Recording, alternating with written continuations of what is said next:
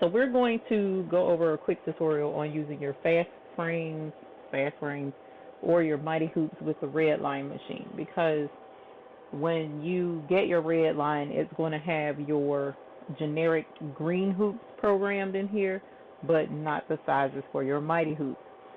So one of the first things that I do, I actually have a design that I was getting ready to stitch out, some patches that I was going to stitch out here. But one of the first things you want to do, long before even dealing with the machine, is get familiar with the size of your hoops. Okay, so the cool thing about the mighty hoops is it tells you the size on the front of the hoop. So this one is 6 1/4 by 8 1/4. So keeping that in mind, whenever you're planning to do embroidery on something, like for instance, I knew I was doing these patches, and I knew that these patches were about 5 inches tall, so I know I can fit it in this hoop because it's 6 1/4. Now, although this is 6 1/4 by 8 1/4, you cannot use that entire space, and I'll show you that here in a moment. So I always go for about half an inch less than whatever this says. So 5.75 by 7.75 is what I usually go by, because when they're measuring that, they're measuring, you know, this area, but your presser feet can't get close to this. It'll knock your whole thing off registration. Ask me how I know. Do it all the time. So the first thing you want to do is get familiar with your hoops. Now with your fast frames, I don't believe the size is on here, so that's why at one point I had a sticker on here to say what the size is, but I'm pretty sure this is 7 by 7, this particular frame. And then of course, you know, get your other frames and find a way to mark your size on here so that you'll know what your sizes are and what you have to work with. Now the fast frames are a lot more forgiving as far as embroidery area than the mighty hoops. Okay, you can, the thick sides of these mighty hoops, you know, aren't very forgiving with this presser foot.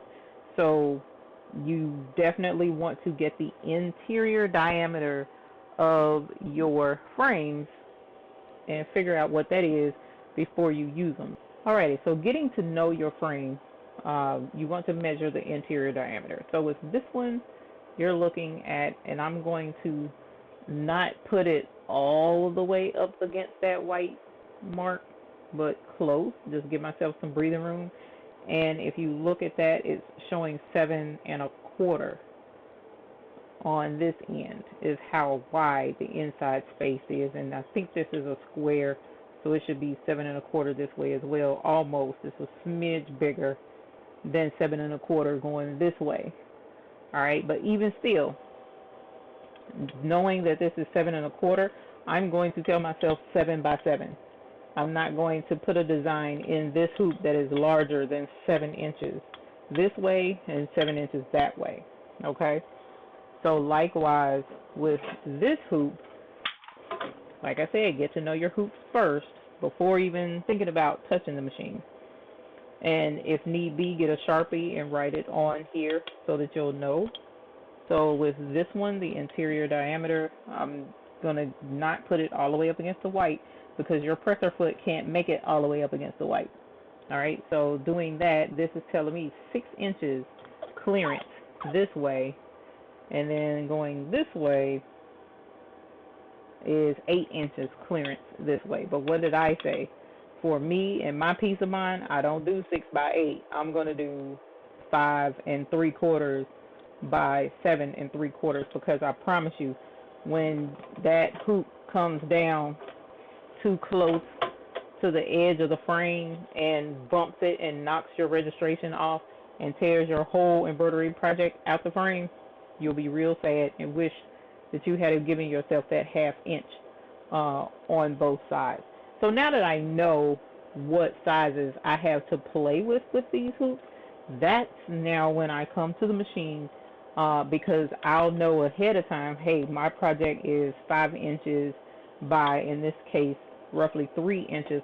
So I know I have plenty of room in this particular hoop to do my design. Now, if my design was 8 inches by 5 inches, then I know I'm going to be really pushing it with that 8 inches. I told you the 8 inches is there, but there's a stronger possibility that it's not, like when you put this on and maybe you don't have it centered properly or something like that, that 8 inches is going to hit the size of this hoop.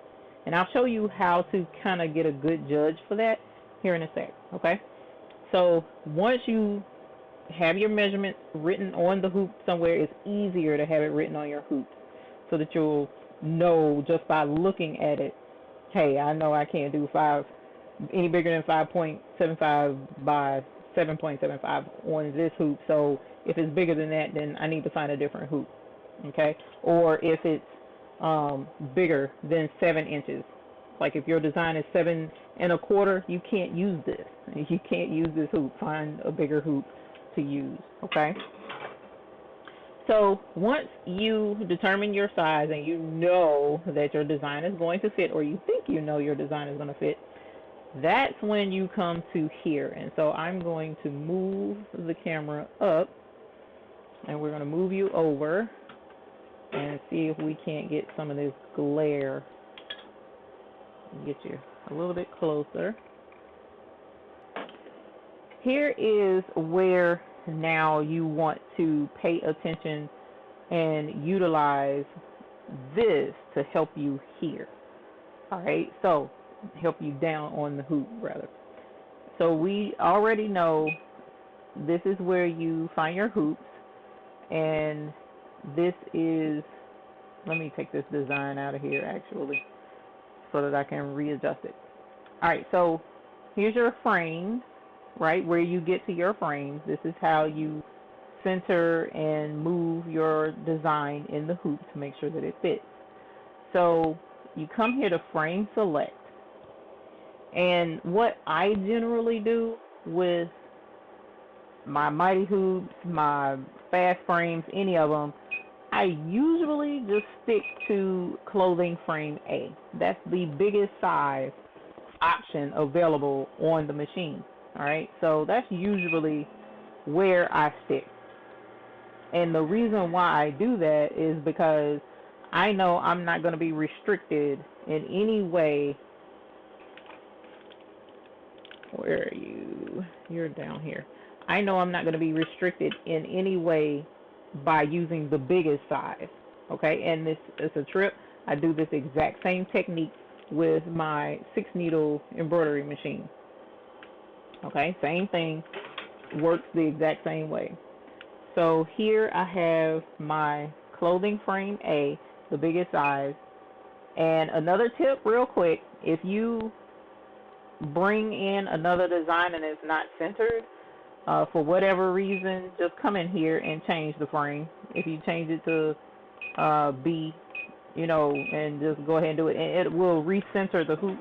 Lord jeez. It'll recenter the hoop every time. So it will reset your hoop, and you can make sure that everything is where it needs to be. So at any rate, I go to clothing frame A.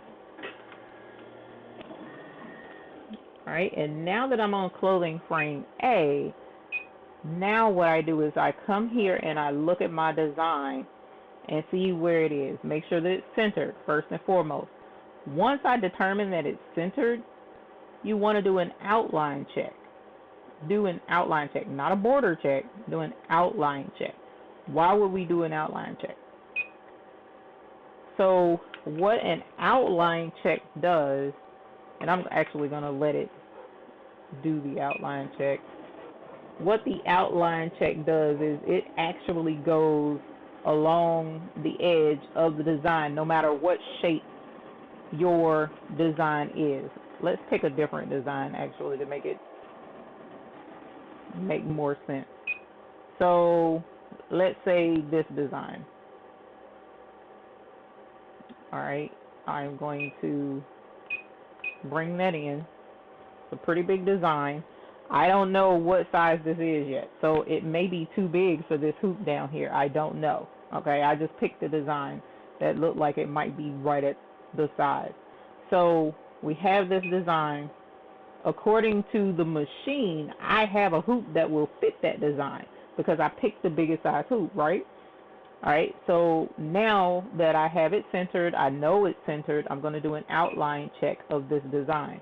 So as you see how it's going along the outer edge of the design, let's go back down here to the hoop while we do the outline check and take a look at, this is what I do every time, okay? I don't care, like for instance, my duffel bags that I do for my cheer team, I do numerous bags for them, but different names, girls' names. So the design size can change just a little bit. So I do this with every single one of those bags. I do an outline check just to be sure, because there's nothing worse than to have the design going and then I come in later and it's shifted. And I'll find a bag that did exactly that and show you what that looks like. But this is what I do for every design. I tell it to do an outline check, and then I come to the hoop and I hold my presser foot down. All right, I don't follow what that red dot tells you because the red dot can lie. So I hold the foot down and then I tell it to confirm, move, frame along design up here on the screen. All right, and so what this does is it shows me, am I going to be too close to the top? Nope, it was good. It cleared it. The foot didn't hit it. That's why I hold the foot down, so that I can make sure just how close it's going to be to the edge of this frame. Once I see that it's clear, I let go because the machine is going to move and it'll piss it off if you don't let the foot back up before this moves. All the feet have to be up for your head to move back and forth.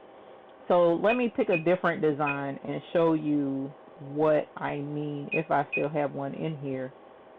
I think I do. Yep. Okay. So here's another.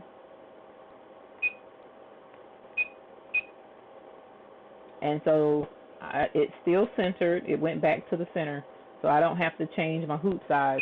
But just to let you know, up here on the hoop size, I still have it on the largest size. But I brought in a completely different design. So I'm going to tell it to do an outline check.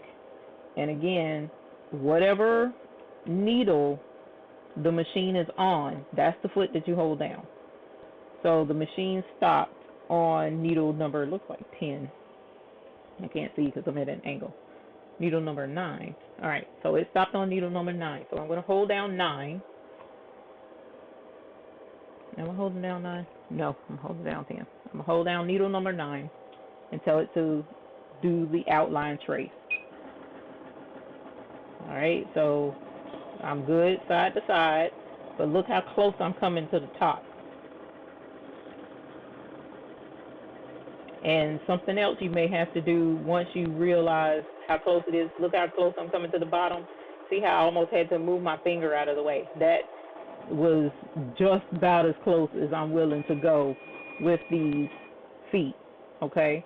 So if it looks like it's going to get close, because it'll pinch your finger too if you're too close and you holding that foot down, you know, you may want to get something and hold the foot down or whatever so that your finger is out of the way. Whatever you need to do, but you need to check and make sure that that is not going to bump that. So let me move it down to show you what that would look like if I had not done an outline check. Okay, so it went to thread number 3. I know it's a bit of a pain, but you really need to do this to save yourself the headache and the aggravation. Get used to tracing out your design. Now look at this. Look how close it is. Boom. See, it hit that and pushed it back ever so slightly. So what will happen is when this gets to stitching, it's going to come straight down on this thing. It's going to break the needle and probably even break this presser foot. You don't want that. So that's why on the front of this machine, if you take a look, And see what it says right here. It says always trace the design. I don't know if your machine has that on there or not. Mine does. If you don't have that, put that somewhere up here on, get a Cricut, some Cricut letters, something, and put that up there on your machine so that you will remember, always trace the design. Even if you know your hoop is big enough to fit whatever design it is, trace the design. It'll save you some headache. So same principle, likewise, applies to your fast frame. Let's take that off. Let's put this on. Here's my fast frames attachment. Oh, I can't put it on because I don't have my arms in the right place. All right. Oh, you know what? I have the wrong fast frames for this machine. So it's not going to work with this machine, but it will work for my 6 needle. So let's come over here to the 6 needle. And I do the exact same thing on my 6 needle that I do with the Redline. So once I put this on here, the first thing I'm going to do when I get a design, let's see if I have a design to put in here. I'll set that. The first thing I'm going to do with this is a little bit different because of the way this machine is set up. I'm going to come to my outline screen and I'm going to press the down button, and it's going to take me to as far down as the design, as far up as the design, as far to the right as the design, and far to the left as the design. Same thing, is just not tracing it out on the hoop, and that helps me know exactly what space I have to work with no matter what fast frame I put on this machine, okay? And that helps me know whether or not I'm close to hitting the edge of the frame. So your Mighty hoops and your fast frames, any aftermarket hoop, because there are some other aftermarket hoops that are available for these machines, but no matter which machine it is that you wind up getting and working with or whatever, you definitely want to trace out your design so that you make sure that these presser feet are protected, because not only is it a pain to change them out, but why break them if you don't have to, right? Also, some people use this same largest size up here, the biggest size frame. They don't ever change that, even when they're doing hats. And they'll put the hat driver on here, but they'll just make sure they adjust the hat down to where it needs to be, because if you use the cap driver and use the cap frame that's programmed into the machine, you're restricted to 60 millimeters tall by however many wide millimeters it is. So to avoid being restricted in size for a hat, they just use the largest frame and just go ahead and embroider whatever they want. But what they do is the exact same thing we just did with the Mighty hoop and the fast frame. They put the hat on there, make sure it's adjusted where it's able to stitch the hat out, and then they map out the size of whatever the design is to make sure it's going to fit on that hat where they want it to, and then stitch it out. So it's pretty cool the way you can adjust and play with this the way you want to, but it's not super difficult. It's just you have to plan ahead and just make sure that you test out what you're going to do first, virtually, technically, you know what I'm saying? So just practice by doing the outline first so that you can get a good idea. The reason, too, why I'm saying if you double check and it's close to the frame, sometimes once it gets to stitching and it's going so fast, it'll still hit the edge of the frame. So that's why I say give yourself that ½ inch border. No matter how, you don't want to get close to it at all. Here's an example where I almost had it, but right here on the edge, it bumped. And when it bumped, it knocked it off just slightly enough to where right here, it's too close. And it pushed the entire design over. This knife was the last part of the design. Actually, the knife and these flames was the last part of the design, and it pushed everything over because it hit the side of that frame right there. So I was a little sad because I was close, but I couldn't be mad at nobody but myself because I was too close to the edges of the frame for this particular design. So I should have picked a bigger hoop, but and I've stitched it successfully in that hoop before, but because I didn't have it centered, the frame wasn't centered on the apron. I tried to center it in the machine and centered it too close to the edge and messed myself up and did not do a trace. So that's my fault. But here we got a apron that I'm just gonna have to throw away or keep for myself or whatever because I didn't do the outline trace. So always do your trace. Always do the outline trace. You can do border check too, but the surefire way to make sure 100% sure is the outline check. All right. Hope that works. If you have any other questions, give me a holler.